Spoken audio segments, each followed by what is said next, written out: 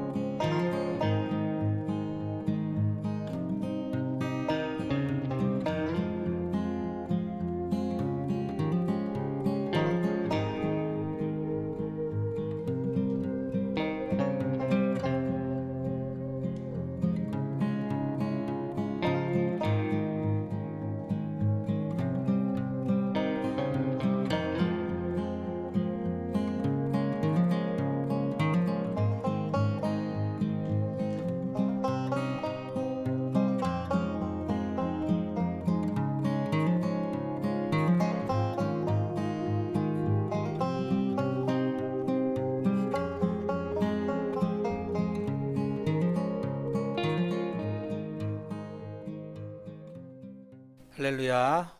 오늘 이 노의 뜻은 진노하다, 분노하시다, 하나님의 노입니다. 오늘 본문에도 보면은 노를 바라시며 그의 노가 돌아서지 아니하였고, 이렇게 짧은 한 절에 두 번이나 이 노를 강조하고 있어요. 성경에서 이렇게 반복되면은 굉장히 강조하는 것이고 하나님의 분노가 극에 달했음을 느낄 수가 있습니다. 여기서 노를 바라시고의 원어적인 의미는 코가 불타다, 그런 뜻이에요. 우리도 아주 심하게 분노하게 되고 화가 나면은 얼굴이 빨개지죠. 그래서 코에서도 씩씩거리는 그런 콧김이 막 나오지 않습니까? 바로 그런 표현입니다. 하나님의 심판이 시작되었다는 거예요. 이제는 도저히 더는 그냥 묵과할 수 없다라고 하시는 하나님의 마음이 느껴집니다. 물론 이것은 예언이기 때문에 아직 실제로는 일어나지 않은 일입니다만 불구하고 완료형으로 쓰여져 있어요. 너무나도 확실한 심판이기 때문에 마치 이미 일어난 것처럼 이렇게 생생하게 기록을 했던 것입니다. 우리가 지난 시간까지 이사야서 1장부터 4장까지 살펴오면서 하나님의 진노와 심판이 있을 것이라는 예언들 속에서 그 원인이 되는 이스라엘의 죄에 대해서도 분석해 보았고, 또 그 가운데서도 복음의 메시지, 희망이 남겨져 있다는 것을 반복적으로 보아왔습니다. 그러면서 하나님께서 오래 참으신다는 것을 보게 되었고, 백성들이 회개하고 돌아오기를 간절히 바라시는 그러한 사랑의 마음을 또 보았습니다. 하지만 오늘 본문의 분위기는 사뭇 절망적이고 심판적입니다.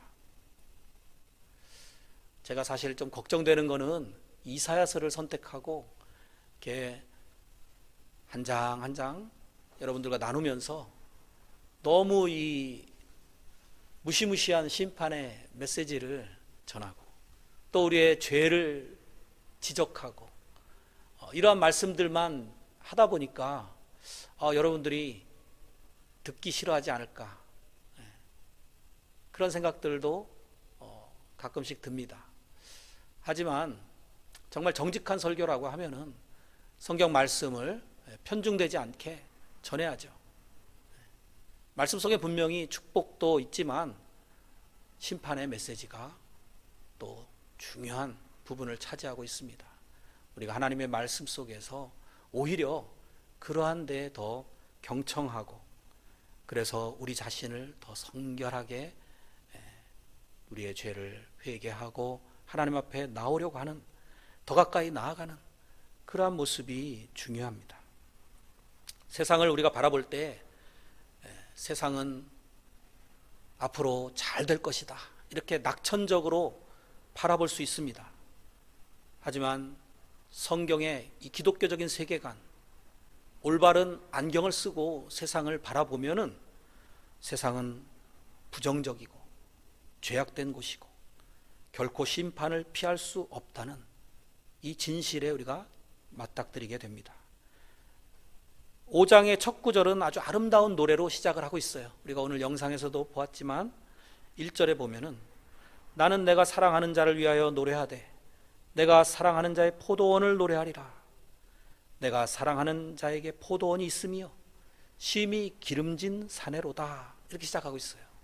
이것은 물론 이스라엘을 가리키는 비유입니다만 추적해 보면은 사실 에덴 동산과도 연결이 됩니다. 에덴 동산도 얼마나 기름진 아름다운 동산이었습니까? 그곳에 포도나무처럼 심기운 그러한 존재가 아담과 하와였던 것이죠. 그런데 2절에 땅을 파서 돌을 제하고 극상품 포도나무를 심었도다. 그 중에 망대를 세웠고 또 그 안에 술투를 팠도다. 좋은 포도 맺기를 바랐더니 들포도를 맺었도다. 이런 말씀을 통해서 우리가 하나님의 기대에 어긋난 우리의 모습을 보게 되죠. 하나님의 백성들이 그 존재 가치에 걸맞는 가장 좋은 열매를 맺기를 바라고 계시다라는 거죠. 지금도 마찬가지라고 생각합니다. 우리 믿는 자들에게 가장 좋은 열매, 성령의 귀한 열매들을 맺기를 바라고 계시다라는 그런 사실을 우리가 간과하지 말아야 돼요. 그러니까 우리가 살아갈 때에 어떻게 살아갈 것인가 항상 우리가 생각을 해야 됩니다. 예수 믿는 자답게, 하나님의 백성답게 거룩한 삶을 살아야겠다, 이런 생각을 해야 되는 거죠. 들포도라는 말 속에는 악취를 풍기다라는 뜻이 들어있어요. 그러니까 먹기는 고사하고 가까이 하기도 싫은 그런 열매를 맺은 거죠. 7절에 보시면은 물은 만군의 여호와의 포도원은 이스라엘 족속이요 그가 기뻐하시는 나무는 유다 사람이라. 그들에게 정의를 바라셨더니 도리어 포악이요 그들에게 공의를 바라셨더니 도리어 부르짖음이었도다. 이 말은 사실 우리말로 번역하는 과정에서 시적인 그런 은율에서 풍기는 그런 느낌이 많이 사라졌어요. 그래서 사실 히브리어를 공부하는 사람들 중에 이 이사야서를 읽기 위해서 히브리서를 공부하는 사람들도 있다고 합니다. 이 정이라는 말은 미시파트, 포악이라는 말은 미시파흐예요. 비슷하잖아요. 정의를 바랐더니 포악이 열매 맺혔다라는 것이죠. 또 공의는 체다카, 부르짖음은 차카입니다. 비슷하잖아요. 미시파트 대신에 미시파크를, 체다카 대신에 차카를 생산했다. 이러한 말 속에 정말 하나님의 백성답게 행동하지 않는 모습에 실망하신 하나님의 마음이 들어 있습니다. 이렇게 7절까지 비유가 이어지고 나서 8절부터는 구체적으로 이스라엘 백성들의 죄악상을 낱낱이 지적하는 말씀이 화 있을진저라는 말과 함께 진행이 되고 있는데요. 8절에 보면은 가옥에 가옥을 이으며 전토에 전토를 더하여. 빈틈이 없도록 하고 이 땅 가운데서 홀로 거주하려는 하는 자들은 화 있을진저. 예, 그럼 집이 이렇게 넓어졌잖아요. 밭이 넓어졌잖아요.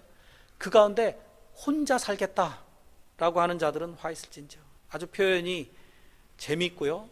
또 요즘 시대에도 전혀 낯설지 않은 정말 2800여 년 전의 인간들의 모습과 지금 우리의 모습과 비교할 때 전혀 위화감이 들지 않습니다.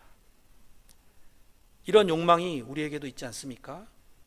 더 넓은 땅, 더 넓은 집에서 살고자 하는 그러한 마음. 그래서 지금도 부동산 투기의 열풍이 왜 있겠습니까?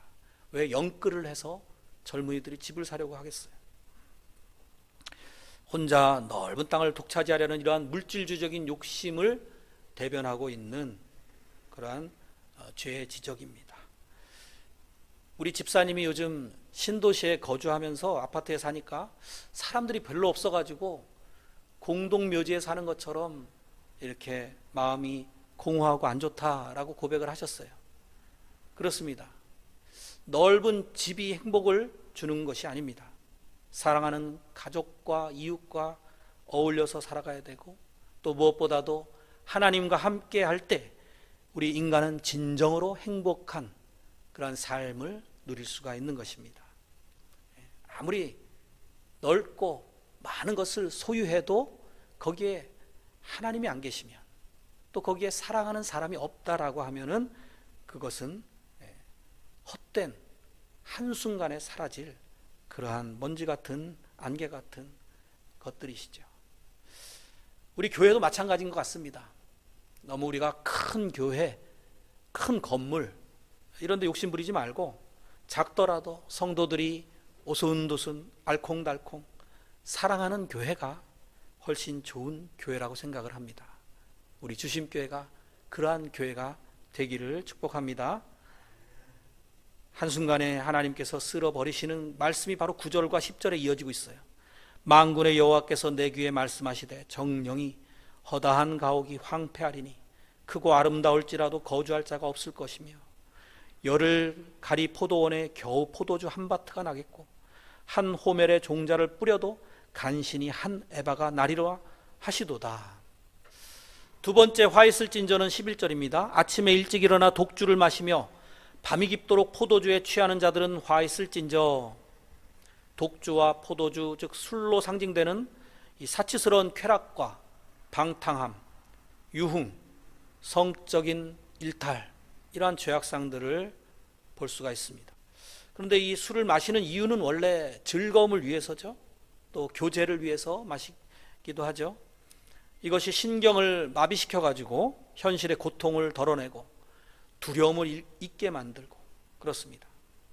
술 마시면 평소에 겁쟁이가 굉장히 용감해져서 사랑 고백도 하고 그런다잖아요. 그런데 취하면 분별력을 잃어버립니다. 그래서 우리가 하나님의 말씀대로 살도록 하지 못하는 그런 자들에 대해서도 심판의 메시지가 13절 이하에 나옵니다. 그러므로 내 백성이 무지함으로 말미암아 사로잡힐 것이요 그들의 귀한 자는 굶주릴 것이요 무리는 목마를 것이라. 그러므로 스올은 지옥을 말하는데요, 스올이 욕심을 크게 내어 한량없이 그 입을 벌린즉, 지옥이 입을 벌리는 상상을 해보십시오. 그들의 호화로움과 그들의 많은 무리와 그들의 떠드는 것과 그 중에서 즐거워하는 자가 거기에 빠질 것이라. 세 번째 화 있을진저는 18절입니다. 거짓으로 끈을 삼아 죄악을 끌며 수레줄로 함같이 죄악을 끄는 자는 화 있을진저. 이것은 죄악을 실수로 저지르는 게 아니라 마치 죄악의 수레를 열심히 노력해서 끌듯이 의도적으로 죄를 저지르는 어리석은 인간들의 모습입니다. 이 수레를 끄는 줄은 굉장히 튼튼한 줄이라고 해요. 그 정도로 이제는 죄악에 깊이 침잠되어 가지고 물들어 있는 모습이죠. 거기다 거짓으로 끈을 삼는다라는 표현에서 알 수 있듯이 이것은 각종 거짓말, 사기, 불법을 저지르는 인류의 타락상을 엿보게 됩니다. 다음으로 20절입니다. 악을 선하다 하며 선을 악하다 하며 흑암으로 광명을 삼으며 광명으로 흑암을 삼으며 쓴 것으로 단 것을 삼으며 단 것으로 쓴 것을 삼는 자들은 화 있을진저. 이것은 우리가 지난 시간에도 살펴본 것처럼 악을 저지르는데 오히려 그것을 선하다고 하고 옳다고 하고 맞다고 맞장구를 치고 이러한 모습입니다. 그야말로 가치관이 전도된 모습이에요. 진리가 왜곡이 되고 선악이 역전된 모습입니다. 21절에 스스로 지혜롭다 하며 스스로 명철하다는 자들은 화 있을진저. 네, 이것들은 현대인들의 두드러진 특징 아닙니까? 우리는 스스로 지혜로운 것처럼 생각합니다. 그래서 하나님 없이도 충분히 잘 살 수 있는 것처럼, 유토피아를 건설할 수 있는 것처럼 그렇게 교만한 모습이죠. 이것은 현재만 있는 죄가 아니에요. 이미 뿌리 깊은 죄예요. 바벨탑도 이러한 모습이었습니다. 이것은 인본주의라고도 할 수 있는 그러한 죄로 여전히 우리 인류 가운데 이어지고 있는 교만한 죄악상입니다. 그 다음으로는 22절과 23절인데요. 포도주를 마시기에 용감하며 독주를 잘 빚는 자들은 화 있을진저. 그들이 연회에는 수금과 비파와 소고와 피리와 포도주를 갖추었어도 여호와께서 행하시는 일에 관심을 두지 아니하며 그의 손으로 하신 일을 보지 아니하는도다. 하나님의 율법과 공의에 관심을 가져야 되는 리더들이 호화 사치와 쾌락과 그러한 일들을 위해서 부정부패를 저지르는 당시의 지도자층의 모습, 그런 것을 잘 묘사하고 있습니다. 자, 여기까지 우리가 봤을 때에 하나하나 어느 하나 오늘날의 부패한 죄인들의 그 모습과 다르지 않아요. 뭐 하나 빠지지 않지 않습니까? 그러니까 이 화 있을진저 라는 말씀은 누구에게도 해당이 된다는 거죠? 오늘날 우리에게도 다 해당이 된다라고 볼 수 있겠습니다. 그럼 이 화는 결국 어디로 귀결이 되겠습니까? 오늘 제목처럼 하나님의 진노, 심판으로 귀결이 되는 것이죠. 그래서 하나님께서 노를 바라시니까 손을 들어서 치시고 그 노가 그치지 않으셔서 계속해서 손을 뻗치고 계시다, 펼치고 계시다 라고 하는 것이 오늘 본문의 결론입니다. 하나님은 사랑의 하나님이시죠. 은혜로우신 분이시고 인애가 한이 없으신 분이시고, 인애는 헤세드라고 하는데요, 헤세드가 참 중요한 하나님의 성품이에요. 그럼에도 불구하고 하나님께서 때가 참에 분을 바라신다. 하나님이 분을 바라시니까 정신이 없습니다. 26절 이하는 제가 읽지 않겠습니다. 여러분도 각자 한번 읽어보세요. 얼마나 정신없이 하나님의 분화 그 결과가 임하는가, 심판이 임하는가, 그것을 볼 수가 있어요. 그런데 여기에 대해서 사람들이 이 구약의 하나님은 유대인의 하나님이지 신약의 예수님의 그러한 하나님과는 전혀 다르다, 우리는 신약만 믿어야 된다, 이러한 자유주의적인 해석을 하는 신학자들도 있습니다. 그래서 하나님의 이 진노에 대해서 폄하하는 그런 생각들이 있습니다. 창세기에서 요한계시록까지 성경은 오랜 기간 여러 기자들에 의해서 기록이 되어 왔음에도 불구하고 통일성이 있습니다. 왜냐하면 하나님이 계시하신 말씀이기 때문이죠. 그런데 그 말씀들 중에 어느 한 부분은 우리가 무시하고 빠뜨린다고 하면은 전체 그 통일성이 무너지게 되는 결과가 이른다는 거예요. 그래서 우리가 이 진노라고 하는 중요한 요소를 빼버리면 물론 듣기는 좋고 편한 성경이 되겠지만 실상은 구원에 대한 성경 교리도 무너져 버리고 만다는 거죠. 우리의 생각으로 만들어낸 신. 그래서 그런 말이 있죠. 이 세상에는 두 종류의 신이 있다. 하나는 우리가 만든 신이고 다른 하나는 우리를 만드신 신이다 라고요. 예수님께서는 어떻게 말씀하셨는지를 보면 우리가 잘 아는 주기도문을 한번 생각해 보십시다. 주기도문이 어떻게 시작하고 있습니까? 하늘에 계신 우리 아버지요. 우리는 아버지라는 말 때문에 굉장히 인자하시고 은혜로우시고 사랑이 많으신 분이다 라고 생각하지만 그 앞서 하늘에 계신이라는 말에 또 주목을 해야 됩니다. 우리와는 질적인 차원이 다르신 위치에 계신 하나님이시잖아요. 그 다음에 뭐라고 말씀합니까? 이름이 거룩히 여김을 받으시오며, 하나님은 거룩하신 분이시다. 역시 구약과 신약이 일맥상통합니다. 예수님도 마찬가지로 하나님의 공의를 증거하셨어요. 그래서 하나님의 심판을 또한 말씀하시고, 그래서 바리새인들을 향하여서 저주하시면서까지, 그리고 성전을 정화시키면서 상을 뒤집어 엎으시면서까지 하나님의 거룩에 대해서 가르쳐 주셨습니다. 사도들의 가르침도 봅시다. 요한일서 1장 5절에 말씀합니다. 우리가 그에게서 듣고 너에게 전하는 소식은 이것이니 곧 하나님은 빛이시라. 그에게는 어둠이 조금도 없으시다는 것이니라. 하나님께서는 죄와 타협하실 수 없는 분이에요.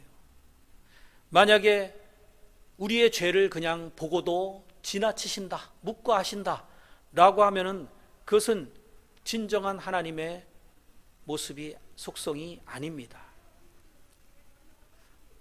죄를 그냥 없이 하실 수 없는 그러한 공의로우신 하나님이시기 때문에 하나님께서 깊이 고뇌하셨던 것입니다.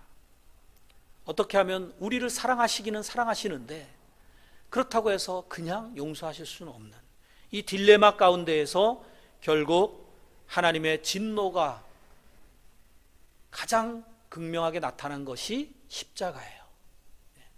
그러니까 우리가 하나님의 진노를 사실은 감사해야 되는 거예요.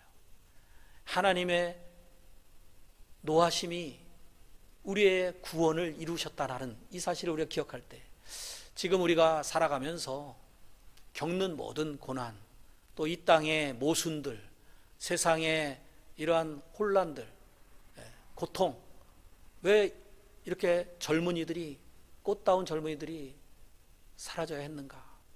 왜 이런 슬픔이 인류에게 그치지 않는가? 전쟁은 왜 끝이지 않는가? 이러한 모든 것들에 결국 성경이 제시하는 해답은 아담과 하와의 범죄로 말미암아, 그 원죄, 뿌리 깊은 원죄로 말미암아 이 땅에 가시, 엉겅퀴가 나게 됐고, 우리는 땀을 흘려야 먹고 살게 되었고, 온 세상은 저주 아래 있게 되었다라는 것이 성경의 해답이에요.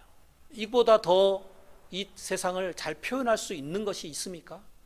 그래서 성경이 베스트셀러예요. 하나님의 계시의 말씀인 것이죠. 우리가 이것을 알아야 되고, 하나님 앞에 우리는 변명할 여지가 없는 것입니다.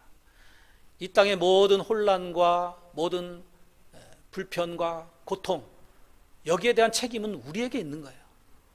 그것이 왜 하나님 이렇게 하셨습니까? 라고 하나님 앞에 반문하고 항변하는 것은, 그것은 우리의 어리석음이고 교만입니다. 하나님의 징계하심, 그것을 마땅히 받아야 될 우리의 역사다라는 것을 우리가 잊지 말아야 됩니다. 인류 역사는 그래서 계속해서 더 악화되어가는 그러한 역사입니다. 아무리 우리가 아닌 것이라고 생각하고 그렇게 주장하고 낙천적으로 모든 학문들에서 인간성에 호소하고 인류는 분명히 나은 방향으로 나아갈 것이다. AI, 인공지능, 이 정말 4차 산업혁명이 인류를 더 좋은 그런 세상으로 이끌어 갈 것이다 라고 주장하는 것은 성경과는 어긋난 그런 개념이에요. 디모데후서 3장 1절에서 5절에 말씀하죠. 말세의 현상을 이렇게 말씀합니다. 너는 이것을 알라. 말세에 고통하는 때가 이르러 사람들이 자기를 사랑하고 돈을 사랑하며 자랑하며 교만하며 비방하며 부모를 거역하며 감사하지 아니하며 거룩하지 아니하며 무정하며 원통함을 풀지 아니하며 모함하며 절제하지 못하며 사나우며 선한 것을 좋아하지 아니하며 배신하며 조급하며 자만하며 쾌락을 사랑하기를 하나님 사랑보다 더하며 경건의 모양은 있으나 경건의 능력은 부인하니 이 같은 자들에게서 내가 돌아서라. 어느 거 하나 지금 우리 시대의 특징이 아닌 것이 없죠. 13절에는 또 이렇게 말합니다. 악한 사람들과 속이는 자들은 더욱 악하여져서 속이기도 하고 속기도 하니 더 갈수록 악해져 간다 라는 것이 성경적인 관점이에요. 또 전쟁과 전쟁의 소문이 있을 거라고 말씀하고 있죠. 마태복음 24장에 예수님 말씀하신 종말의 때 6절 이하의 말씀입니다. 난리와 난리의 소문을 듣겠으나 너희는 삼가 두려워하지 말라. 이런 일이 있어야 하되 아직 끝은 아니니라. 민족이 민족을 나라가 나라를 대적하여 일어나겠고 곳곳에 기근과 지진이 있으리니 이 모든 것은 재난의 시작이니라. 역사상 전쟁을 막으려는 그러한 노력들은 끊임없이 있어 왔지만 결코 전쟁을 그치게 하지 못했습니다. 기근과 이러한 질병과 지진과 재난 이런 것들로부터도 계속해서 벗어나려고 하는 노력은 지금도 있지만 아직도 굶어 죽어가는 사람들이 얼마나 많은지 모르죠. 그래서 오직 우리가 해야 될 일은 이제 반대로 하면 돼요. 하나님을 알지 못해서 저질러진 이러한 죄악상들에서 우리는 하나님을 알아야 되는 거죠. 그래서 하나님의 말씀을 어기는 데에서부터 도래된 이 결과는 하나님의 말씀에 우리가 가까이 나아가고 그 말씀대로 순종하고자 힘쓰는 대로부터 벗어날 수가 있는 것이죠. 또 결론적으로는 정말 우리가 지금은 호의호식하고 잘 사는 것 같은 악한 자들의 그러한 모습도 하나님의 심판의 때가 이를 것이다. 하나님이 시작하셨으니 하나님이 닫는 그러한 순간이 올 것이다 라고 하는 데에서 모든 결말이 나는 것입니다.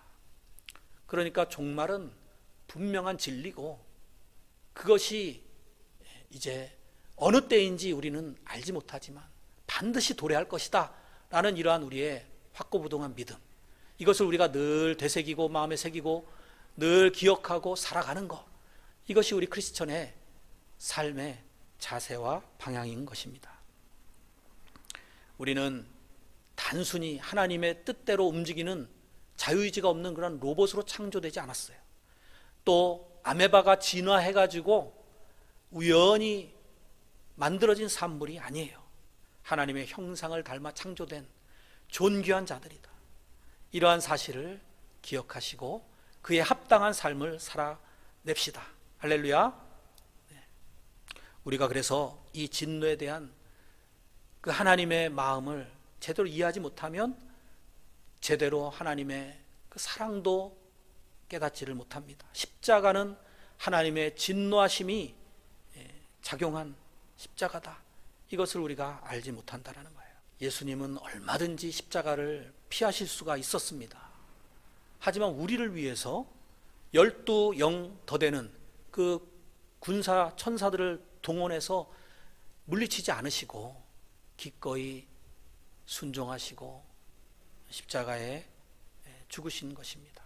우리가 잘 아는 요한복음 3장 16절에 하나님이 세상을 이처럼 사랑하사 독생자를 주셨으니 이는 저를 믿는 자마다 멸망하지 않고 영생을 얻게 하려 하심이니라. 이 말씀도 뒤집어 보면 예수님이 아니셨다면, 하나님이 우리를 사랑하지 않으셨다면 이 세상은 모두 다 멸망할 수밖에 없다라는 거죠. 멸망치 않게 영생을 얻게 하려 하셨다라는 그 말씀을 뒤집어 보면 얼마나 하나님의 진노하심이, 심판하심이 우리에게 있어야만 했는데 그것을 하나님께서 대신 예수님께 치르셨다라는 거죠. 그래서 하나님의 공의와 또 사랑이 동시에 다 만족하는 그런 결론이 도달할 수 있었다는 것입니다.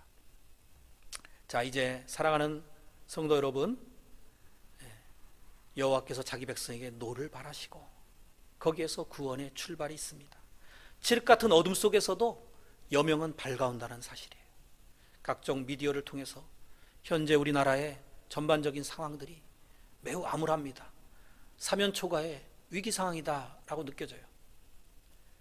기후 문제, 질병 문제, 전쟁, 경제적인 문제, 정치적인 분열, 교회마저도 세상에 빛과 소금 역할을 하지 못하고 있는 이런 총체적인 난국입니다. 2023년도를 이제 우리가 기쁘게 맞이해야 되는데 별로 그렇게 기대감이 들지 않는 것은 정말 모든 면에서 점점 더 어려워진다는 그런 전망들이 있기 때문입니다. 그리고 그것을 개선해 나갈 방법도 별로 없는 그러한 상황이 펼쳐지고 있어요. 하지만 우리는 하나님의 비전을 품고 나아가야 됩니다. 그것이 바로 이제 이 5장을 마치고 6장으로 들어갈 때 발견하게 되는 그러한 비전이에요. 위기 속에서도 하나님께서는 완전히 다 멸하시는 게 아니라 거기서도 남은 자를 찾고 계시고 일할 자를 찾고 계시다라는 사실이에요. 6장 8절에 보면 내가 또 주의 목소리를 들으니 주께서 이르시되 내가 누구를 보내며 누가 우리를 위하여 갈꼬 하시니 그때 내가 이르되 이사야가 응답했습니다. 내가 여기 있나이다 나를 보내소서 하였더니 주님 내가 여기 있사오니 나를 보내소서.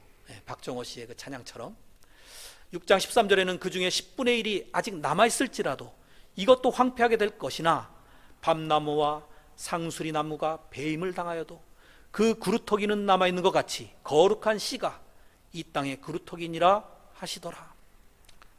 이게 우리의 소망이요 하나님의 비전입니다. 지금 우리는 누구나 느낄 정도로 위기에 처한 상황입니다. 특히 영적으로 더 그렇습니다. 이러한 때 하나님께서 우리를 어떻게 사용하실지 기대하시면서 준비된 일꾼들로서 이사야 선지자의 응답처럼 우리도 하나님의 부르심에 응할 수 있는, 그래서 기쁘게 순종하며 남은 자의 삶을 살아갈 수 있는 저와 여러분이 다 되시기를 주님의 이름으로 간절히 축원드립니다.